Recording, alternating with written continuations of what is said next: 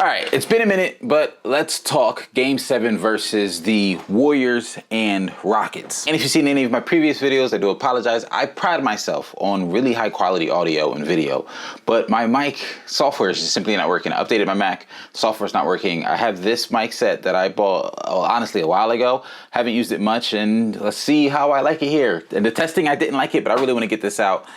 So here we are.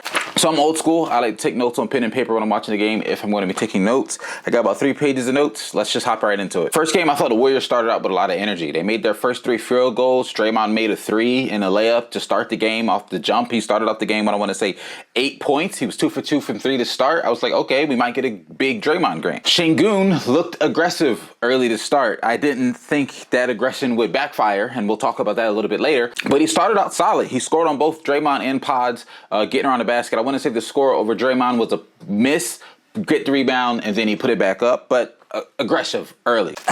I was surprised to see Jonathan Kuminga in the game early. He got in the game early in that first quarter, and I was shocked because he only played 3 games in this series, and I think 2 of them were when when Jimmy was injured. One was when Jimmy got injured and he came in for him, and the other one was when Jimmy just didn't play. So I was really surprised to see Kuminga get some burn early, but we didn't see much of him as the game went on.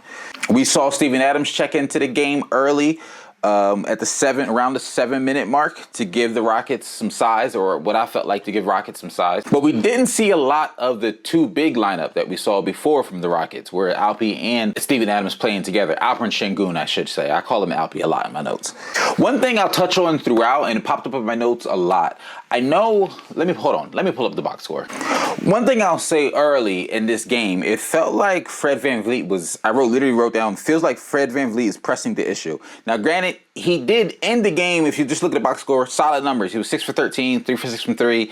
He had 17 points. You would want more from him in a Game 7 if we're being completely honest. Early on in that game, it just felt like he was pressing the issue with some bad threes. He had one that he pulled up on a fast break where Sengun was wide open under the basket. Another where he pulled up off of a screen over 2 Warriors. It just felt like he was pressing the issue early, trying to get some offense going, because honestly, the Rockets offense was struggling throughout the game. But although the Rockets offense was struggling, their defense was honestly, especially on Steph Curry, really, really good, really solid. He did get a couple of good looks off that I think he just missed. But it's well documented if you watch the game or watched anybody talk about the game at this point. Curry had a really, really slow start. He was 0 for 4 in the first quarter from the field and 0 for 3 from 3 in that first quarter. Not a pretty first quarter at all. This game was right after Game 1 of the Indiana-Cleveland series, which we're going to make another video about that in a second. But that game was beautiful to watch. Offense was flowing up and down.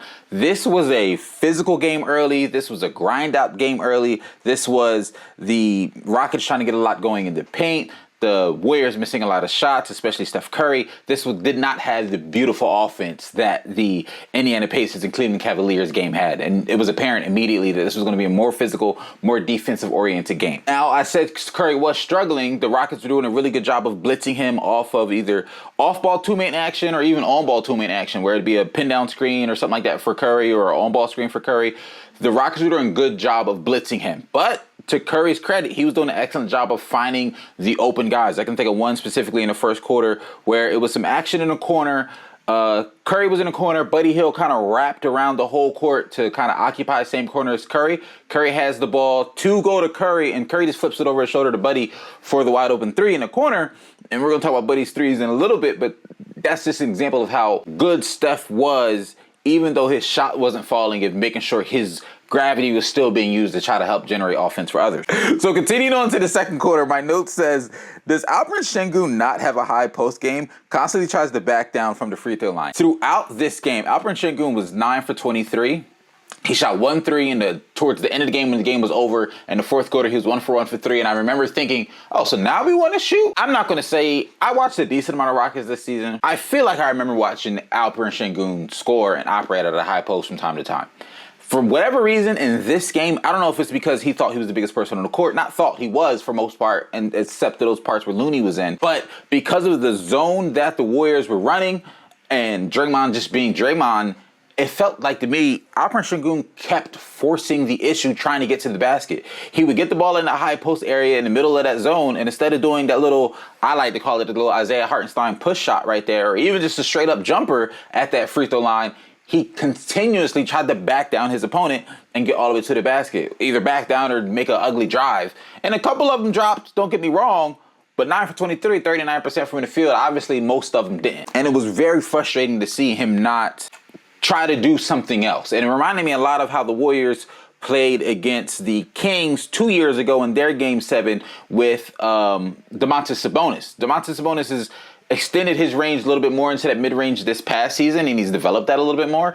But 2 years ago in their Game 7 when the Warriors and Kings played each other in that first round, to me it felt like that's how they shut down Sabonis, and that's how, honestly, Draymond shut down Sabonis and the Warriors as a whole, by letting him have that free throw line area and letting him come to them in the paint. Because that's exactly what Alperen Sengun did. He did not take advantage of the space that the Warriors were giving him around that free throw line extended area. And the second quarter is when I realized Buddy Hield was about to have a night. Midway through the second quarter, early in the second quarter, he was 3 for 4 from 3, and I wrote down, Buddy Hield's starting hot. He was starting hot. By the time the second quarter came around, the defenses for both teams were active, I'll say. At that point in the second quarter, we had seen both man and zone from both teams swapping back and forth on the fly, depending on the personnel on the floor. I would say honestly, both teams' defense was being really, really disruptive. The difference maker for the Warriors, honestly, was Buddy Hield went absolutely nuclear. And then Steph Curry went crazy in the fourth. We'll get to that in a second. But the Warriors' zone that they were running really disrupted a lot of the Rockets' offense. And it really showed how much the Rockets suffer and struggle in the half court. They are not a great half court team. A lot of their offense is getting up and down and running. Turnovers created from like Dillon Brooks, Amen Thompson, Torrey Eason, even Jabari, even like those guys, Jalen Green, can get out and run the floor. And the Warriors weren't allowing them to do that. This second quarter is where I really want to emphasize how good Buddy Hield was in keeping the Warriors in this game. He had 14 of their 28 in the second. He was 4 for 5 from 3. The Warriors knew he had the hot hand. Were trying to find him. I want to say in the second quarter is when he made that like half court heave. It was either the end of the first or the end of the second where he made that almost half court heave, and it was just straight cash. Curry doesn't make his first field goal in this game to the 3-minute mark in the second quarter. Like, the Rockets were really doing a great job of trying to contain Curry. And you'll hear teams say this all the time. We're not going to let your star beat us. If we lose to the other guys, we lose to the other guys. This just happened to be a game where they lost to the other guys. And this is where I talk about when I said earlier, Fred VanVleet was frustrating me. Like I said, I know he ended the game. If you look at his stats, just look at the box score. He ended the game decent. But at this point in towards the end of the second quarter, I'm looking at his stats and he was just frustrating me. He was 3 for 8 from the field and he was 1 for 3 from 3. It just felt like he was pressing, forcing up shots and not trying to set the table, I guess I'll say, for his teammates. Now, granted, I wouldn't consider Fred VanVleet a table setter, and I think that might be something that the Rockets are potentially looking to acquire this offseason, and maybe we'll talk about it a little bit later down the road of what the Rockets offseason should look like in terms of how to shore up some of their offense. But going up against this Warriors team who had the ability to play some really good defense, it showed how lacking the Rockets half-court offense is. So at the end of the first half, the Golden State Warriors are up 51-39, and I write down the Rockets need to speed this game up. They're playing into the Warriors' hands by playing this slower game and letting the Warriors get their defense set, and they're doing a good job of keeping Curry cold, essentially, up to this point, but they had to find a way to speed it up, and they just didn't. Third quarter, I thought the Rockets did a good job of, like I said, trying to speed it up a little bit. They started off with an 8-2 run to start that third quarter, a lot of that in transition. Amen Thompson is fantastic, is a fantastic basketball player. Somehow, he's always in the right place at the right time, whether that be the cut at the right time. Alpi found him on a cut or two. He had a couple of nice putbacks in that game as well. He just knows, he has a good feel of where to be on the court at all times. He has a great feel for where he should be on the court at almost all times. Brandon Podziemski took a charge on Alperen Sengun about midway through that third quarter, and I wrote down another moment when Alpi should have just took the mid-range. The mid-range was there, and he tried to force the issue, get a turnover, and gets a charge. And you could tell at that point he was just starting to get frustrated. Like, he was just starting to get frustrated, and it was leading into that frustration. And it felt like the more he got frustrated, the more he forced it into paint. I'm talking bad about the Rockets a lot, but there were some moments in that third quarter I really did like. I thought they did a better job of getting in transition and running. They went on a 14-4 run in that third quarter. Well, let me rephrase. That 8-2 run extended into a 14-4 run to bring the game a little bit closer. Once again, you had a man getting off in transition, playing good defense, continuing to play good defense on Steph Curry. And their Rockets half-court defense was amazing at times. Like, genuinely really, really good half-court defense. It's just their offense in the half court was sluggish and at times felt lost. The Rockets were doing a really good job of crashing the offensive glass and kicking it out to shooters or going up for putbacks. At about midway through that third quarter, towards the end of the third quarter when I checked, they had 13 second chance points, which honestly at that point, that's what was keeping them in the game. And then the fourth quarter came. And that's when Steph Curry woke up. Steph Curry made a tough sidestep three to start the quarter. And then from there, it kind of felt like, oh, well, if he makes that, he might just keep going. In that fourth quarter, he was 5 for 6 from the field, 2 for 3 from three, and he had 14 points. Steph woke up in that fourth quarter to basically seal the game and make it so the Rockets couldn't catch up. I wrote down at the 8:40 mark in the fourth, Alperen Sengun finally took a push shot floater right below the free throw line. So like I said, I know he can do it. I've seen him do it. That's why I specifically wrote that down, because at that point in that game, I'm like, am I tripping? Have I not really been watching the Rockets as much as I thought? Like, is this not in this game? I swore this was in this game. Then he shows me it's in this game, but for whatever reason, I don't know if it was the pressure of a Game 7, the inexperience of first time in the playoffs, a whole lot of young players, a whole lot could go into this performance from the Rockets. And I think to an extent, a little bit of it was, this veteran-led Warriors team versus, I'm not going to say there aren't veterans on the Rockets, because there are. Steven Adams, Dillon Brooks, Fred VanVleet, they're vets who get significant play time and have significant roles on that team. But when it comes to me, in my opinion, who the team looks to score and who the team looks as their stars, especially Alperen Sengun, first time in the playoffs, he's going to make mistakes. And in Game 7, to me, his mistake was trying to force the issue at the basket and not taking advantage of what the defense was giving you. And that fourth quarter did feel like the Rockets were pressing a bit more because they realized time was of the essence.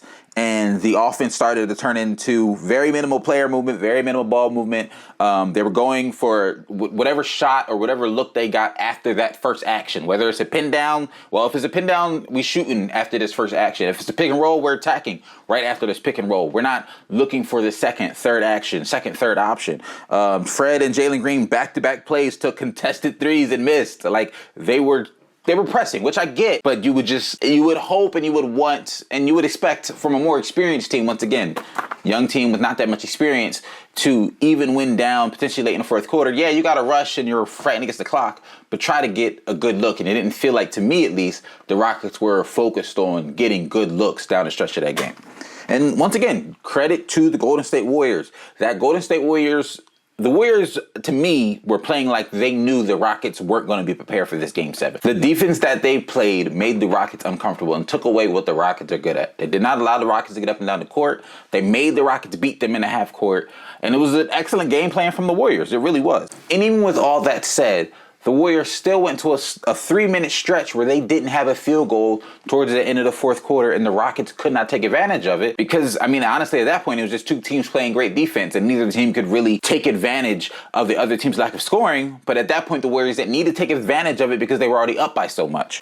But the last thing I want to say about this game in particular, last thing I wrote down, I said Steph didn't really get active until that fourth quarter. Like I said, he had that 14 in the fourth. But throughout that game, he made sure his presence was felt throughout the entire game. Whether, like I said, that was moving off ball, using his gravity to make other players like Buddy Hield open, rebounding. Steph ended that game with 10 rebounds. And every now and then he'll do this where you'll look up and it's like, dang, Steph had 7, 8, 9, 10 rebounds. How? One of the smallest guys on the court. How? That's just effort. That's effort from a veteran player knowing that, hey, my shot's not falling right now. I'm going to keep shooting. My team's going to keep looking for me because this is my role to shoot, to score. But I got to find other ways to impact the game. And in this case, Steph Curry was the leading rebounder for the Golden State Warriors. Now, granted, Jimmy had 8. Draymond had 6. A couple of other guys pitched in with 3 or 4. But the only guy in double-digit rebounds for that team was Steph with 10. He was the leading rebounder in Game 7. That just shows that he was willing to impact the game in other ways. Also had 7 assists. Overall, great win for the Warriors. I think they made it a little shaky there, being up 3-1 and still having this go all the way to 7. Shout out to the Rockets for pushing this Warriors team all the way to 7. I truly was rooting for the Rockets because I wanted to see. There's this idea, and it happens with a lot of young teams, when what most people will say is overachieved during a regular season. I don't think many people going into the regular season back in October or talking preseason, talking in September, were saying the Rockets are going to be the 2 seed in the West. I don't think that was on anyone's bingo card. Definitely wasn't on mine. And my hope was that it wasn't going to look like this young team was not ready or unprepared for the playoffs. And I'm not going to go as far as to say they were completely unprepared for the playoffs, but I think they weren't ready for the intensity of a Game 7, the weight of a Game 7. Jalen Green, I didn't even really talk about him much. He went 3 for 8 this game, 0 for 2 from 3, and 29 minutes played. And outside of that big, I want to say it was Game 2 when he had like 32 points, 38 points. I don't have it in front of me, sorry. Outside of that, honestly, you got a lot of what this game was out of Jalen Green. And it sucks because, once again, young player, a lot of expectations. Honestly, I would say Jalen Green's, to the outside world's expectations are a little up and down. He's been catching a lot of flack this week, and people are talking about whether the Rockets are going to keep him or not, but they move on for him. I'm willing to give Jalen Green more time to grow because when I think about I look at it and I'm like, he's 22 in his third year in the league. Like, he's going to make mistakes. He's not going to be consistent that young. I think some of the flashes are really hot and some of the lows are really low, but if he could find a middle ground that just makes him a really solid number 2, number 3 option on a really good team, I think there's a lane for that there for him. I don't know if that lane's going to be in the Rockets. I'm not in their front office. I would hope it would be, but I think the Rockets are realizing some real talent that they have with Alperen Sengun, Amen Thompson. I'm one of the guys, people who are really high on Jabari Smith Jr., even though he didn't really even have a great Game 7. He was solid in this series, but not a great Game 7. I just didn't want the narrative to be this young team fluked their way to the 2 seed. And I don't think that was the narrative. I think they ran into just a team that has championship experience, a team that has deep playoff run experience, veteran guys who know how to stay in the moment in a big Game 7, and the Warriors won. So shout out to the Warriors for winning, and Rockets, shout out to a great season, and I'm sure I'll talk about the Rockets more in the offseason.